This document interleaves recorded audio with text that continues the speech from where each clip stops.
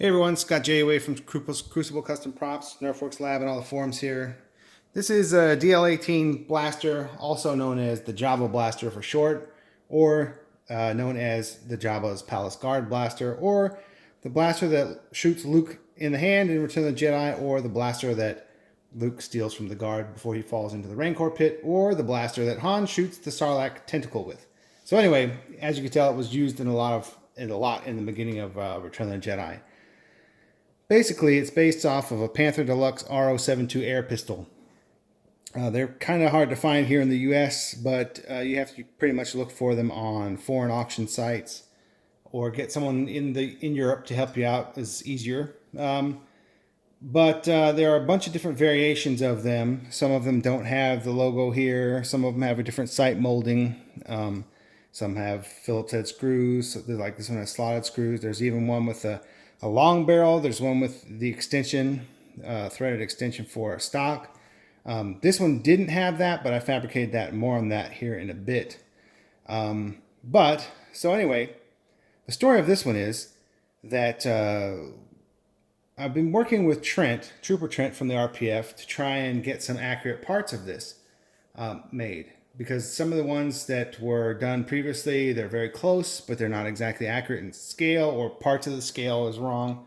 So I really wanted to get an accurate version of this, and it really helped that John wanted me to do his blaster. And some of the known parts, long story short, we were lucky to get some access to some really good reference by a friend who had some photos of one of these really close up and really high res. So we were able to use those in conjunction with the known parts that we have for scale. And basically Trent was able to model the scope, the underbarrel greebly, and these side plates exactly.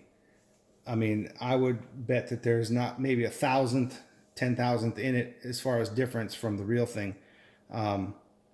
So these should be very accurate as far as scale and detail compared to the original parts. Now, we still don't know what these are originally. Still don't know what this is originally, although it's theorized that it's a marker cap or maybe a wire nut of some sort. And we don't know what this scope thing is exactly. Some of the known parts, of course, are the motor coil greebly that's found on the V8 kit.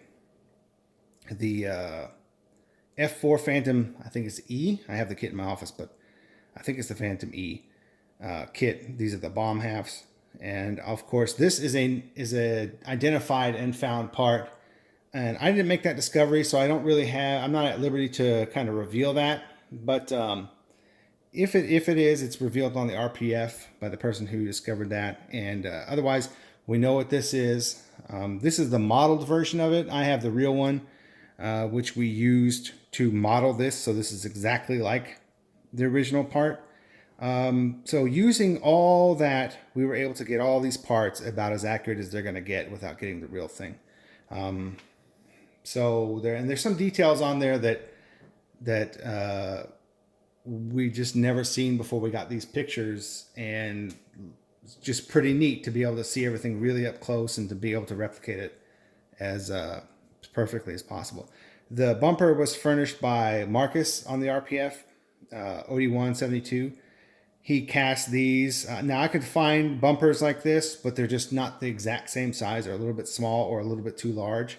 The correct size is easier to find in Europe, I guess, but he sent some casts over of these in the correct size, so that worked out really well.